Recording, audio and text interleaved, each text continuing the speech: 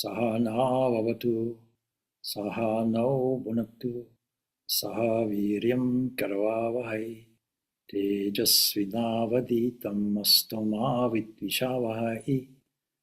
Om Shanti, Shanti, Shanti. May that one protect us both. May that one nourish us both. May we work together with great energy. May our study be illumined. May we not unnecessarily argue with each other. Peace, peace, peace be unto all. So this is the Vedanta series, question and answers. No questions, no answers. So I'll pause the microphone so you have a chance to formulate some question. And we might pick up the thread of a question that was already here. So just some general remarks. Yesterday was United Nations Peace Day. We had a wonderful conference. Some probably easily 30, 40 participants from different points of view, from different traditions. And it was very interesting. So if there are no questions for me, maybe I should give a question to you. And you'll see the condition that the whole world is in. And so do you think it will stop? Are you concerned about it? Tell me your thoughts. I'll mute the microphone again, give you a chance to speak. See, it's question and answers, but I didn't mention who's going to do the questions, who's going to do the answers.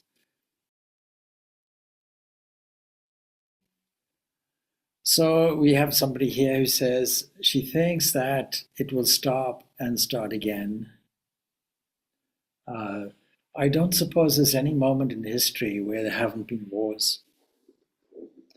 And then if we investigate what is the reason for it, we normally put it down to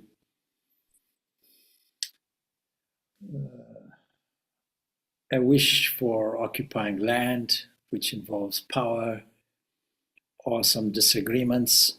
The Artha Shastra is quite an important book on military strategy.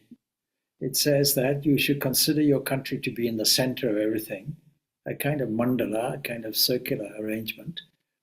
And then any country surrounding you will intrinsically, naturally be your enemy, since they are threatening you potentially, even though you may be friendly with them. And then you make friends with the countries surrounding those ones. And so it goes on, because they're the ones that will be threatening your surrounding countries. So you make sure you have good diplomatic relations with those people.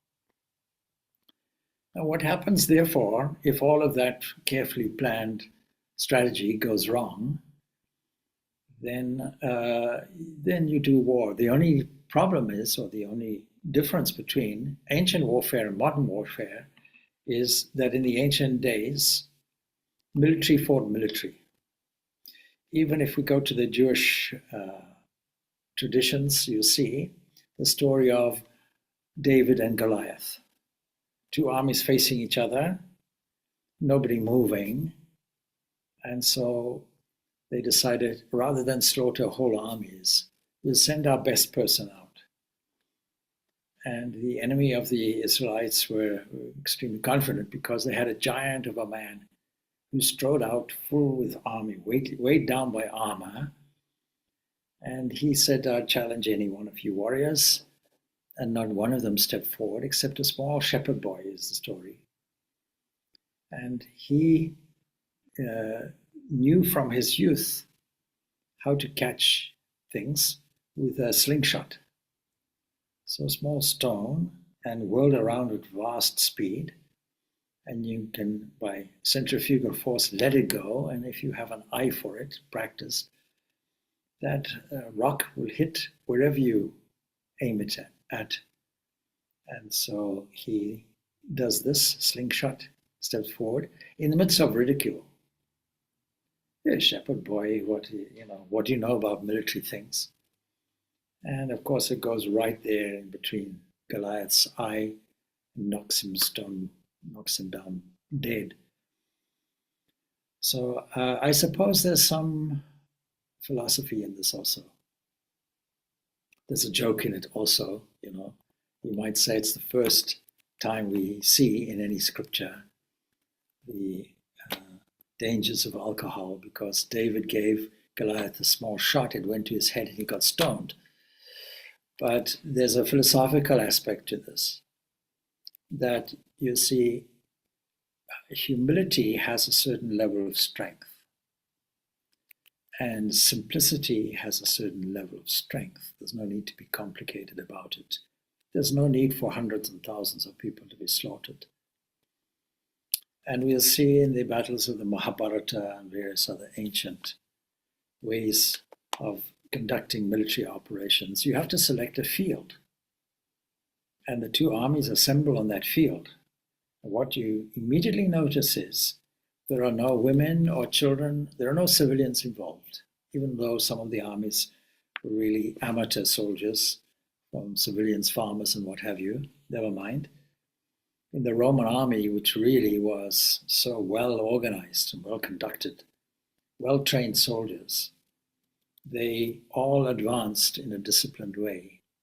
Of course, there are records of indiscipline also, but when they, generally speaking, when two armies assembled, they excluded, in the ancient Indian days anyway, they excluded, Indian and Persian days, they excluded civilians. And so it was more like a contest. But still, it was about power. Maybe it was also about justice. But today, of course, we don't have anything like that. It's out of control in the sense that inevitably innocent civilians get slaughtered.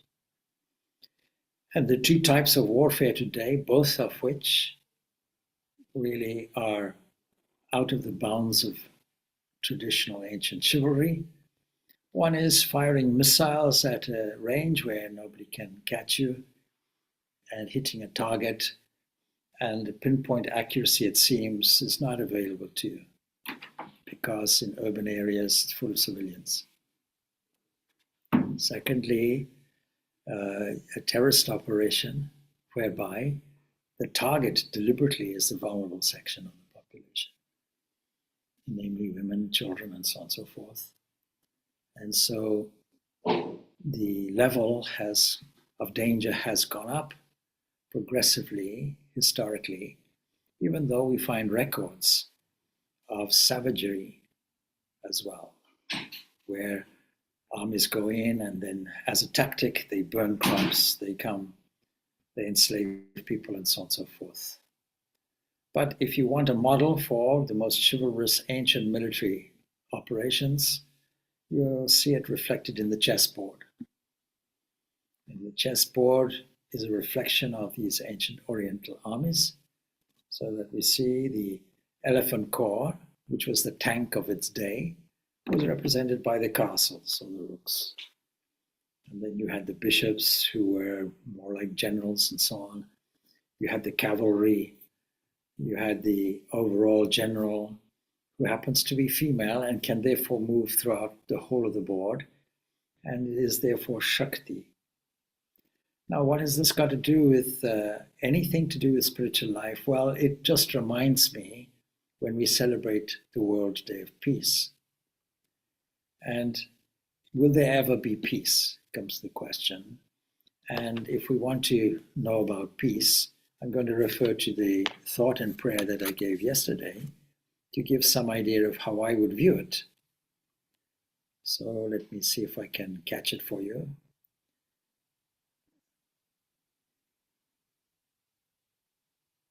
So I begin off, what is peace? Is the same question a similar question I asked today. What is peace? You see, many people have this ideal of peace, but if we really wanted it, we wouldn't even have a domestic squabble. We would have a peace of mind. There's a wonderful prayer, or a wonderful statement, I should say, that in my view, the Saint Meister Eckhart said, if the only prayer you say is, I thank you, that would be enough. So thankfulness and gratitude, but gratitude happens for things that occurred in the past, things that were kind of milestones for you and were good for you and you felt that there was some form of divine intervention that took place there. But then you can thank now, here and now, because all the benefits and resources that summarily we call life are available right here and right now. And most people are not in a state of physical difficulty, psychological difficulty, and so on. And yet you see pockets of people displaced throughout the world. Let's take Sudan, 6.5 million people, refugees, had to uproot and were displaced from their country. And the problem is when we use language such as my country, my culture, my race, we're overlooking the central Vedantic principle, which says that there's only one thing which is there, and we never noticed it, and it is called spirit. That's the only thing which is there. And so we have to remind ourselves constantly of it. So when we ask people, can you please define the thing that you desire the most, which is peace? Well, who can say? Now we have moments of peace. So the next line goes, felt in desireless dark of sleep. The wonderful thing about a dreamless sleep is it is peaceful. Why is it peaceful? Because there's no second person to argue with. There's not a second thing, there's no object to desire. And so it's a state of desirelessness which leads us to understand thorough peace on an individual basis has no bifurcation of subject-object, no divisions, no time, no space. But then it looks like a blankness. What's the point in it? But we do feel it. Can we reproduce it? There are moments other than sleep. So the next line goes, felt in desireless dark of sleep, or sank in chair from busy day. After a busy day, what do you want to do? You want to go and sit in a chair, maybe switch on some news which will upset your mind or whatever it is. And you just relax, maybe watch some television, I suppose, or read a book, whatever occupies your mind. Anything to divorce yourself from what might be a disturbing day. Mind hankers for such state to keep. We want it all the time. And life is not like that. There are wars, there are displaced people, but they may be so far away from us and our situation that it has no real meaning for it. It's just an academic thing that is being told. It's just information. And the only way we can tug at the heartstrings will be to actually be in that situation ourselves, or maybe have had been in that situation ourselves. And even then, maybe our particular bias or a particular, propensity will discriminate between situations or people.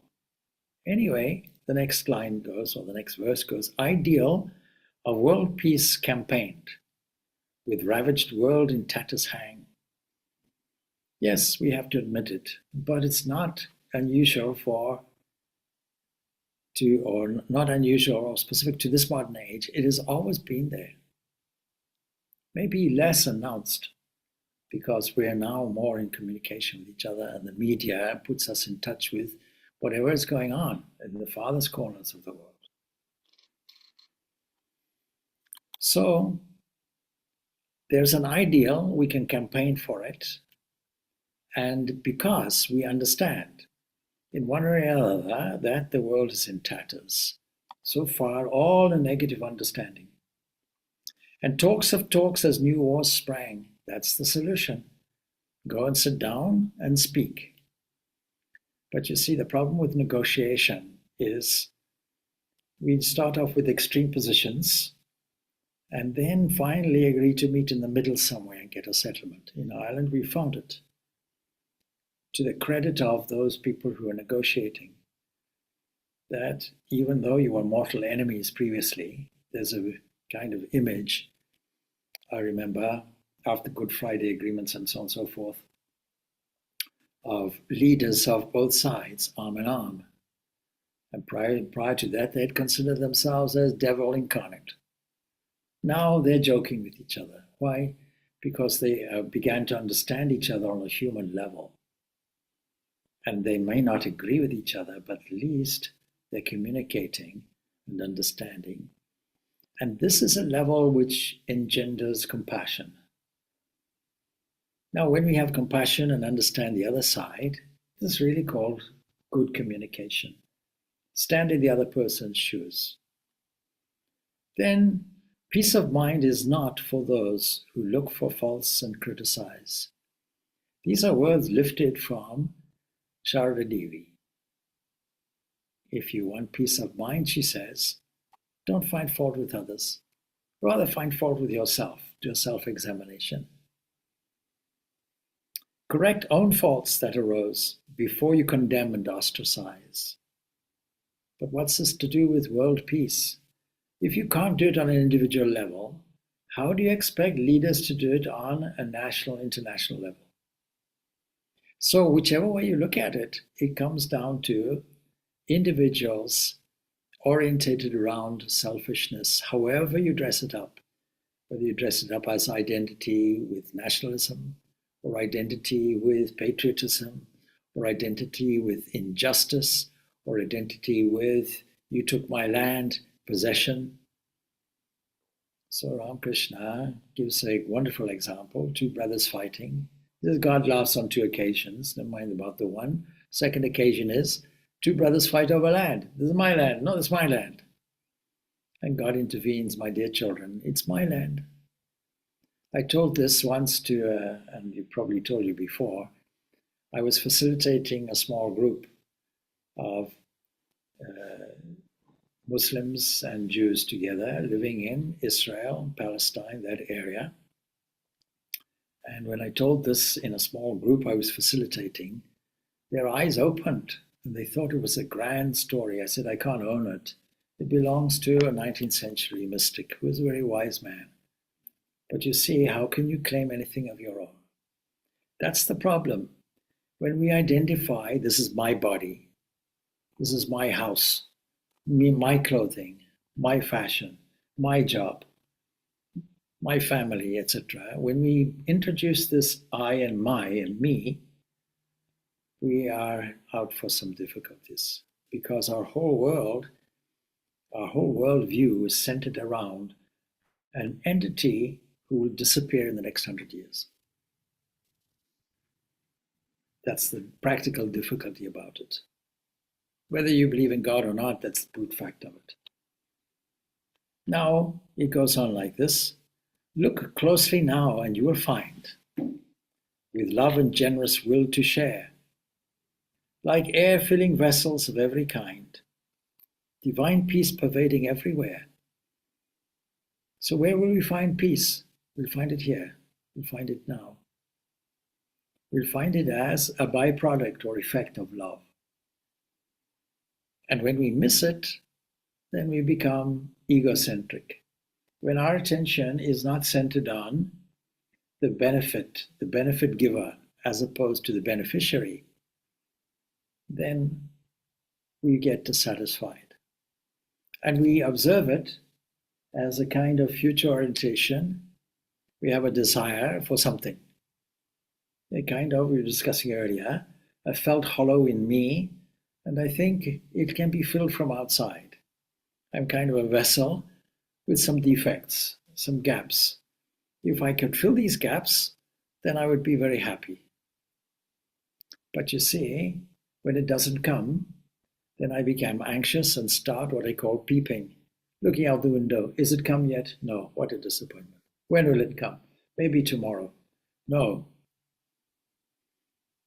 And the very anxiety will prevent it from coming. That's the key. Because anxiety is a blocking mechanism. It's anti-faith. If you say, I'm going to post a letter, and then doubt it and wait for the postman to collect it, and then doubt that and follow the postman to the post office sorting office, and doubt that, and go on because it's airmail going on the airplane. We have no choice in Ireland. Every mail to every other country is automatically airmail. Well, you see, what kind of thing is that? We have to draw a line, we have to post it, we have to leave it. Same thing with every decision.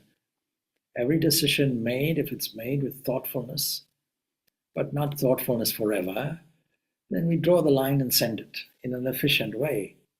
We have faith when we write an email and press send, that on the other side it'll pop up. We have faith, although maybe a little misplaced sometimes, that when we book luggage in on a flight, it'll arrive on the conveyor belt on the other side. And we have come across some recent experience here where it never happened like that. Never mind, it's a rare case. So when something doesn't happen like that, either we suffer from some level of disappointment historically and lose our faith, or we are impatient. It will arrive. Sooner or later, it will arrive. When you put your order in to deliver, let's say, a book from a well-known company, you expect it to arrive, and they will tell you, and they will give you a mechanism for tracing it, if you like. But you don't doubt it. And doubt and fear and temptation and anxiety and anger and all these negativities will block it. Block it on the one hand, because the intention is now displaced, but on the other hand, it'll leave a negative deposit with you and create an angry world if you're angry, or create a world of hollows and difficulties if you're anxious or doubtful. Doubt produces a doubtful world for you. Fear produces a fearful world for you. Love produces a loving world for you. It's entirely up to you. And people don't understand this infallible mechanism of thought. As you think, so it becomes. We have a mythical way of expressing it, the culpatory tree. It's all thought. A thought is a movement in the area, if you will, of cosmic mind. That is something like playing a drama where the sun evaporates water and collects as clouds and spins around the earth and drops its load on a region. It's an infallible law. It happens as long as the sun is there, as long as the ocean water is there. It's clever enough to evaporate the moisture, leaving the salt behind, and collect nicely in a collegiality with the earth comprising some helpful messenger, and delivers it as rainfall. And rainfall is responsible for an important ingredient in the production of food. And you and I eat it, and not only that, but we drink the water and absorb the water, without which we will never be able to bend. We'll be rigid like concrete. Well, the fact is that the blood is circulating with a large proportion of water that makes the elbow bend, makes the neck move, and so on, makes the heart pump, and so on. We require this fluidity. The one difference in hydrological terms between ourselves and a rock is we're able to move. A rock is not. It relies on external forces to break it down and move it. So, divine peace is actually pervading everywhere. Did you notice it? Did you notice the peace that passes all understanding, dressed up as love, delivering peace? When we have peace of mind, it requires us to shift our attention a little bit and look at things in a different way, a confident way, a way which is full of strength, where we observe the beauty and joy of life around us, instead of trapping ourselves in an internal world of intellectual anxiety or emotional anxiety or both. Unless we make our world our own, he goes on to say, unless we find our peace at home, enduring peace will thus elude unless we change our attitude. So do we have a solution to world peace? Well, yes. It requires, first of all, an attitude that says, I am peaceful. An attitude which says, I am compassionate and understanding. An attitude that says that with these two components, I can sit down and talk to somebody and communicate with them in a spirit of love and understanding. And that we can make agreements which will satisfy the overall. And these are called, treaties and what have you. But sometimes treaties are made and broken. So we have to be clever enough to understand that I may well be peaceful, but others may not be peaceful. And so it doesn't make me a fool either. So the prayer that goes with this would be like this. O Lord of peace, in thy presence we have a peace that passes all understanding. But why are we not peaceful? It's because we don't feel the divine presence here and now. And when we find this presence here and now, there's a stillness which also produces a level of confidence, a level of patience, and a more reasoned attitude, a calmer attitude, a stable attitude, which in the Bhagavad Gita is described as sthita prajna, a sense of steady consciousness. So, thy presence will have a peace that passes all understanding. Desires easily rob us of it. What's in the way? Desires. I want it, I don't have it. Every time you say I want, is a bracketed, I don't have it. I want, I don't have it. +1, -1, you'll be delivered 0. I only desire thee. May that peace descend and flow through all and transform our hearts to pure and non-demanding love. If we have any prayer for peace, that should be it. But it starts with you. Do you have this sense of non-demanding love? And then from that, will you be a beacon light that is able to transform all hearts? What is the power of those people who find it that we typically call mystics and saints? The power is that wherever they go, they leave in their wake peace and happiness. Blessed are the peacemakers, Jesus says. And the basis for their peacemakers is his other beatitude. Blessed are the pure in heart, for they shall see God. So that would be my answer to this question. There is a wonderful stanza in the Bhagavad Gita. It says, Shaknoti haiva yaha sudam prak sharira vimokshant kama krodo bhavan vegam sayuktaha sa sukhi narha. The person who is able to withstand the impulse of lust and anger here, even here, before he leaves the body, that person is a yogi. That person is a happy man. Forgive the gender terms these days. When we say he and man, it means everybody. So, if you want happiness, this stanza will give you the answer. We'll break it down a little bit. If you're able to withstand the impulse, what does it mean? It means that from moment to moment we register something in the world that we feel will give us some emotional stability, satisfaction, sense of peace, happiness. We call it desire. A kind of wish to fill something on the basis that we feel it's not present in us. If we feel it is present in us, we wouldn't look for it.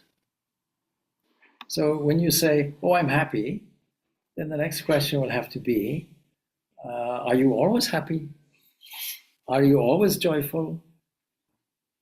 Now, there's a difference in these words. Of course, there are levels and variations of what we call expressions of happiness, no doubt. We don't mean that, there's a kind of happiness index that somebody has produced or other, saying which country has the highest happiness index. I found out yesterday it might be Finland. And maybe because nobody asked them, I don't know, or maybe everybody asked them, but whatever it is. So if you go to that country that has this high index, do you expect people to be jumping up in the air and dancing all the time and patting you on the back and always smiling? I don't think so. Human nature doesn't seem to be like this. So what does it mean to be happy? It means at the moment, things are okay. Things are okay economically, things are okay, the health system is running well, there may be a smaller population, the crime level is hardly anything, So that's what we mean. And people are living a life, they seem to be contented, maybe the education system is good, there's nothing to complain about. Until you come into this egoistic area where somebody disagrees with you, or somebody takes something and you suffer from, let's say, jealousy. Or maybe there's some attachment to a person which ends in disappointment. Nobody took a survey like that. But if you didn't have any of that, I doubt if we could call you human. So how do you get over this? You have to withstand the impulses that arrive. And you have to start by noticing them. If you don't notice them, then the impulse will be to carry out whatever that desire is dictating. And you see, Ramakrishna puts it in a beautiful way, this karma, puts it in, translated as lust and greed in a kind of interesting way or catchy phrase, Kamala Kantana, lust and greed is how it's translated. But all it means really is that, like every other species, we want to be successful. And how can we be successful? We are successful by perpetuating the species.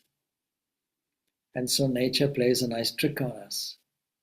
And we don't notice the trick because all of the attraction and romance takes place under very low lighting. And we see a person until we discover a number of things, And so nature says, come on, be attracted to each other so that you can perpetuate the species. And every species has its own way. The peacock has its way of displaying feathers. And every species has its way. It's sometimes very curious, sometimes rather funny. If you watch how birds mate, for example, or attract their mate, you'll see there's a clever thing going on, very inbuilt biologically into the species. But what does that mean? Does it mean that man is no higher or lower than any animal? There are some atheists who declare it. Materialists may say, we are but just walking apes, and that's all, a bit more sophisticated. That's all there is to it. But then if you say, why do you say that? Why don't you say bacteria? Why don't you see atomic structures? Why don't you say we're stardust? If you're only talking at the physical level, why leave it there? Don't be so narrow-minded. Broaden your scope and trace it back. But when you actually trace it back as far as it can go, you will see that there's a source that we call spirit. And if you can't be bothered to trace it back, in reality, as mystics do, as saints do, then you won't find the answers. And then when these desires are thwarted, then what comes is frustration, anger, disappointment. And anger, krodha, is a word that encapsulates a whole range of emotions, from mild frustration to outburst. But you have to understand the world runs on frustration. If it wasn't for frustration, nothing would spin, nothing would move. We have to accept it. So we are withstanding the impulse, just as we would withstand the onslaught of potential enemies.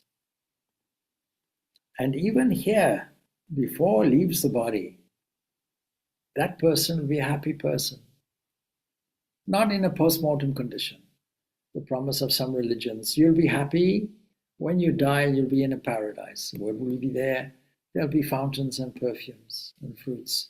You'll never get fat. You don't have to go on a diet. If your heaven is chocolate, unlimited. There's no manufacturer there because everything is, as soon as you eat something, it reappears. And there's no mirror to say whether you're fat or thin because you never put weight on. You're in some kind of celestial body and so on. This is some people's idea of inducing people to a moral life or to actions which are sometimes immoral, such as killing or blowing yourself up. So the promise of a post-mortem condition is not what we teach in the Vedanta. What we teach in Vedanta is what Christ taught. The kingdom of heaven is right here, right now. The kingdom of heaven is within you. It's in your midst. And where the kingdom is, the king is also. And so if you recognize that, if you tune into that, then you'll be happy. Even the preceding one goes like this.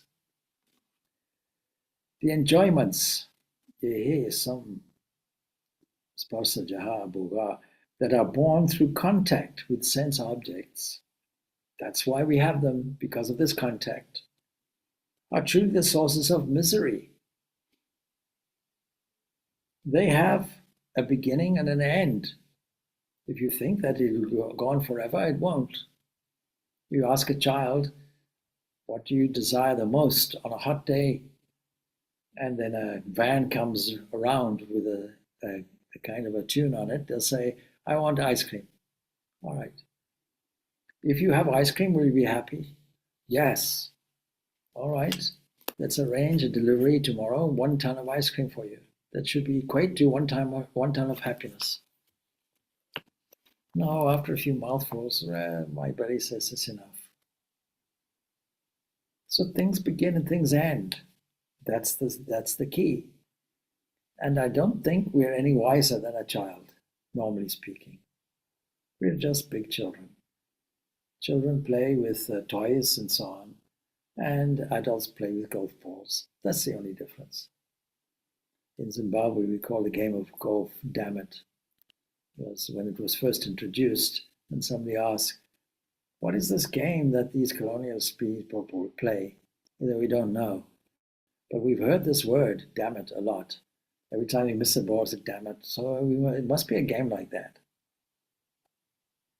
So the wise, those people who understand with a sense of inner wisdom, the wise do not seek pleasure in these things. Now, as soon as you are tuned into the Supreme, as soon as you realize the Supreme, all of those desires go. All of the senses of hollows go. All desires are fulfilled. Can we get some sense of it, some sample of it? Of course we can. And we do that through what is called spiritual discipline and spiritual life. Now, the word discipline is off-putting for many. So if it is off-putting, we have to change the language. We have to say, why don't we look on the positive side of it instead of the restraining side of it? The positive side of it is filling up with divine bliss and divine joy, feeling peaceful constantly, resorting to a place of poise and peace where there is absolute pure fulfillment. After all, there is nothing more than that can be full if there's already fullness. And that is why the peace prayer goes like that. Purnamadam, Purnamidam, Purnat Purnamadushyate, Purnasya Purnamadaya, Purnamaivavashishyate. It's all about fullness. You can't add anything to it. You can't take anything away from it. It is always full. My example, optimist means glass half full. Pessimist, glass half empty. No, we say it's always full and always overflowing, never stopping. So here's a yogi, here's a happy person. Who is this happy person? The person who is fixed in concentration, fixed, in other words, fixed attention.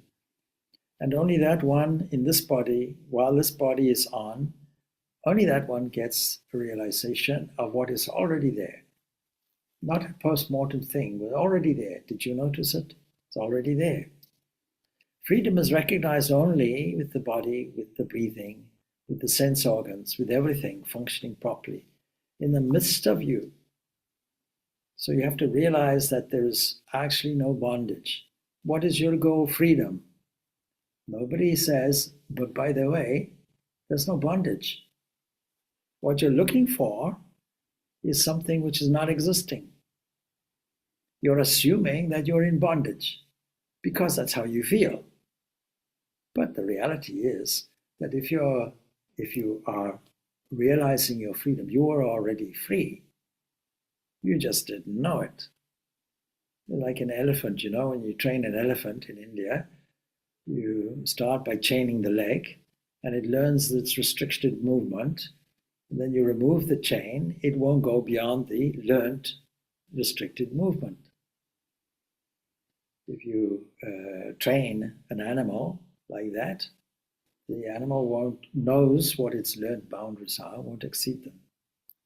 So we have to understand that what we're looking for, the divine presence, is actually present here and now. And most of us think that is the body, that's the obstacle. No. So we starve it and torture it, some people do, and things like that. We think that discipline is something that is like a punishment. No, it's not like that at all. And so if you're able to just withstand those two things, that extreme desire and then the frustration of anger that follows it, because anger is something that is out of control.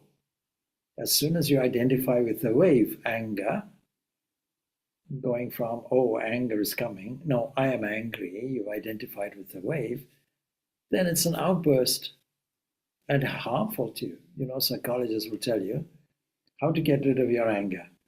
Go out to the backyard, dig a hole and curse. Spend all your energy. That won't solve your anger problem. It'll increase your anger. It'll relieve it for that moment because you've expressed energy. But what's happening on the psychological level? What's happening on the habit level? You're cultivating an anger habit. You're dealing with it in a way that doesn't remove the problem. How do you remove the problem? You replace it with a better habit. And I recognize where it starts from. It starts from, I want this, I want that. So we have to examine if we want happiness or pleasure, that does it rest in an object? Or does it rest in the mind? And the mind that sees the object even. So very often we think an object is a source of happiness, but it's not. There's a story in the scriptures of Maitra and Chaitra. Have you come across it? Anyway, there were two friends and they had one girlfriend. And so she is tactful. She keeps both of them at a distance. And so both the friends go together to meet with her. And one on each side, they revel, arm in arm, her in the middle. And both are happy to be with her. But one day she selects one of them to be her husband. And if the source of happiness was the woman, then it must be a very happy sensation for the person who's not chosen to be her husband. But it's not like that.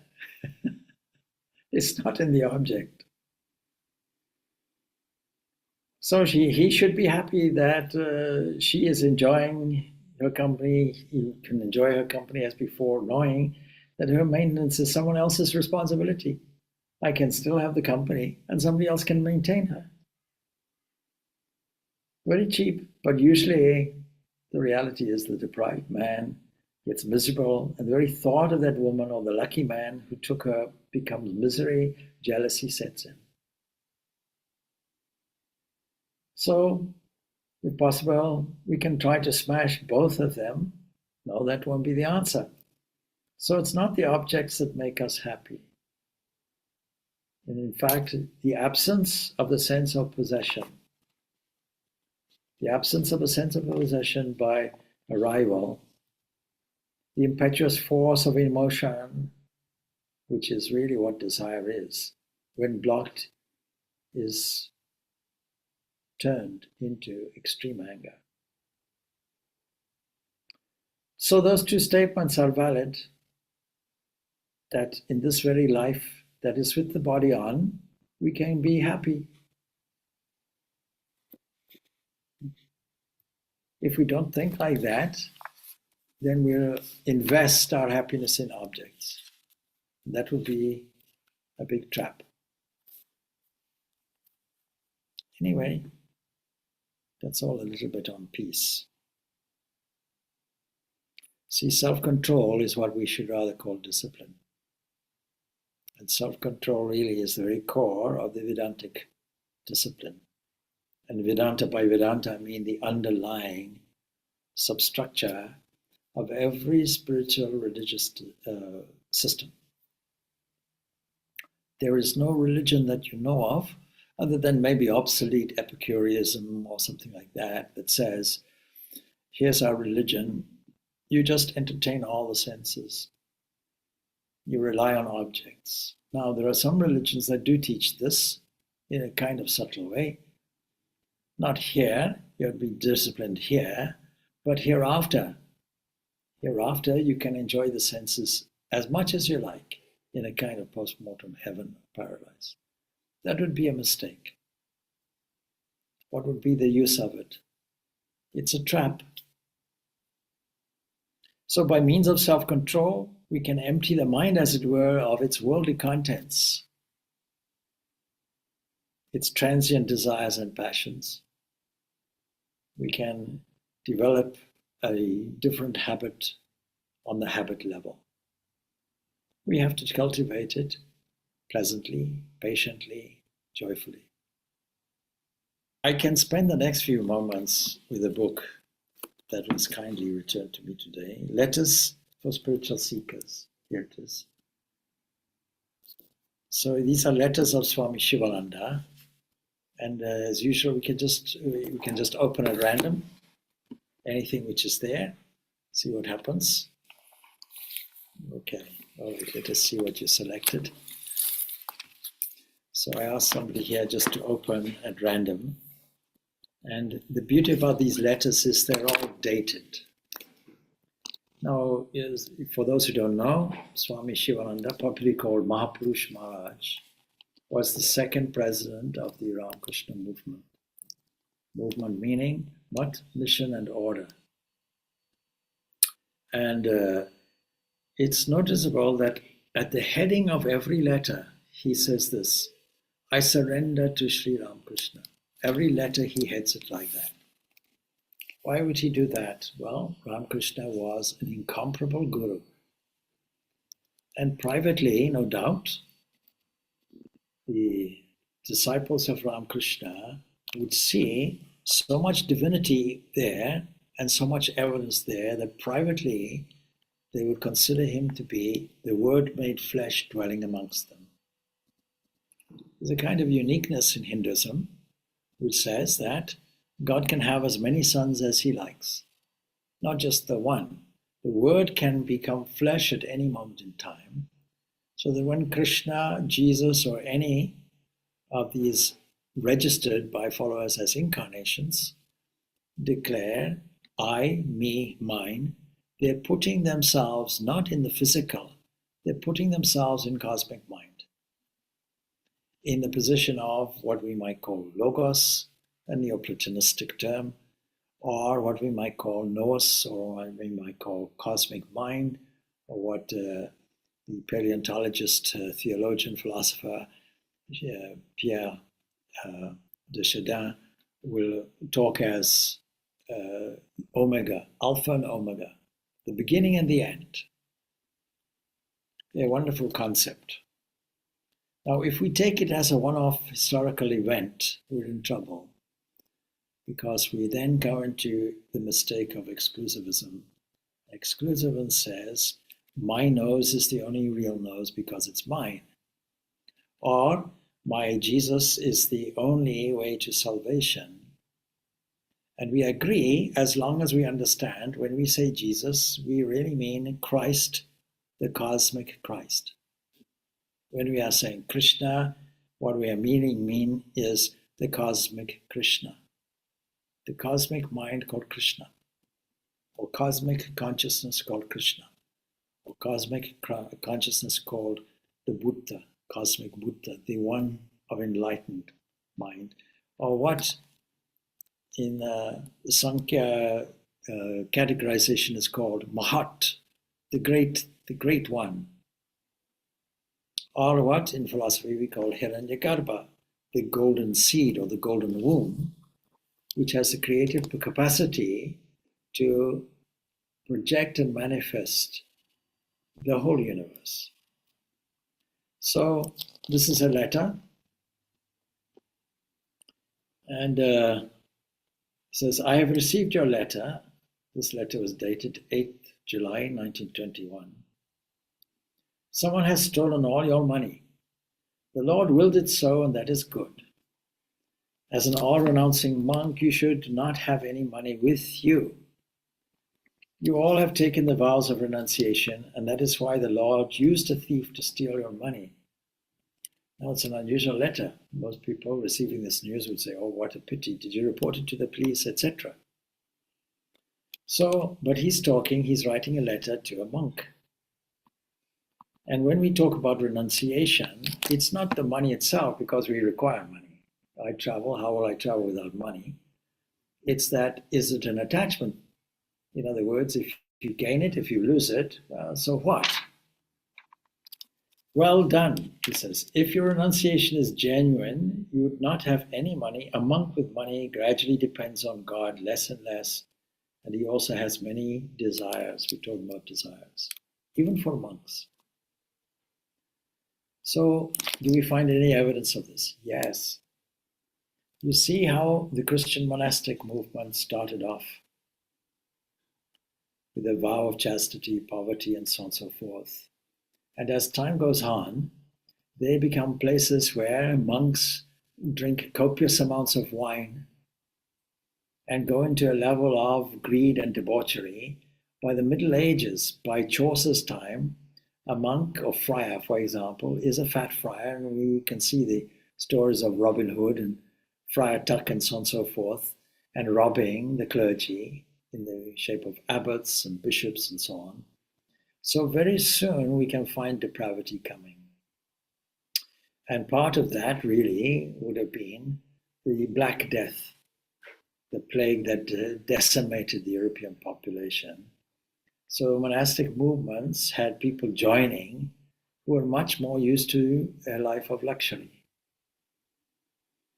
Now there's a monastery that I once visited, a Western monastery, it's in France, and historically there, it's no longer a monastery per se, and there there's a great hall that used to be the refectory with very strict dietary laws, such as you cannot have meat, generally speaking, fish, generally speaking, what have you, unless you are sick. And so there's an adjacent room where sick monks are looked after, and you'll find the refectory emptying over time and the sick room filling. You see in Buddhism it happened as well, how the decline of Buddhist monasticism in India took place. Their monks became used to luxury, and not only luxury, but many different pleasures and so on like that. So it applies to everybody, actually. So when the Bhagavad Gita talks about sannyas, it's not talking about monastic life. It's talking about renunciation of prophet-actor complex. ownership, sense of ownership. And I illustrated in the story before, two brothers fighting over land. It's my land, it's my land. No, it's God's land. We have to register everything to God. It's God's house. We can name a house God's house. Recently, one of the devotees got a cottage out in the countryside and named it Thakur's house. Thakur meaning Ramakrishna, that he was a devotee of Ramakrishna. He was, still is, of course. So I am glad to hear about the ascetic Shankarananda. May God grant him full knowledge. Sri Ramakrishna said, pure knowledge and pure devotion are the same thing. You see that the bhakti eventually becomes a jnani, and the jnani eventually becomes a bhakta. By his grace, we are also having the same experience. I'll tell you a little bit about grace. Sometimes in prayer life, we find dry moments where we feel we have to force something, not understanding that prayer is actually being a recipient, all depending on divine grace flowing. Our spiritual life, when it comes to dedicated practice such as meditation and so on, is a question of the generosity of divine grace to either flow or not. And if divine grace flows, what a blessing. If it's withheld, we have to be patient. So even the thought that comes to you is divine grace flowing as the energy, thought energy, what we call psychic prana. So by his grace, we are also having the same experience. To be free from desires, you need his grace. It's not all your effort. Your intention is sufficient to be fulfilled by divine grace. You are children. We are all children. And children are dependent and reliant to some extent. But you have to have a keen desire for ecstasy, and you have to have that desire always in your mind. And when you have that, no other desire can find a permanent place in the mind. It may come, but it will not stay long. It will go away. It's natural for the human mind to be troubled by desires now and then. But if you are a devotee, a desire may trouble you once in a while, but by God's grace, it will not trouble you for long. You say you do not want to stay there because there are distractions in your mind. Very well, try some other place and see what the Lord has ordained for you. It's not unlikely that by God's grace, you will find everything favorable there. It's my sincere prayer that all your desires may be fulfilled. Remain steeped in him completely. Go and see Shankarananda ji, who by the way became a president in the 1950s, from time to time. That will help increase your urge to intensify your spiritual practices. There is no certainty as to how long I will stay here, he says. A new center is now under construction at Travancore, and he is writing from Bangalore. It is nearing completion and it will be inaugurated in another couple of months. Tulsi Maharaj wants me to go and inaugurate it. Meanwhile, we may also visit other places. Our sincere good wishes to you, yours, Shivananda. It's very inspiring to read these kinds of letters from saintly, holy people. And it is their lives that we gain great inspiration from. I was reading today about many saints who have incorrupt bodies. That is, the holy vibration lives on, even in the physical, for hundreds of years. All right, we can leave it there. Om Shanti, Shanti, Shanti. Peace, peace, peace be unto all. Thanks. Thank you, Swamiji. Thank you, Swamiji. Om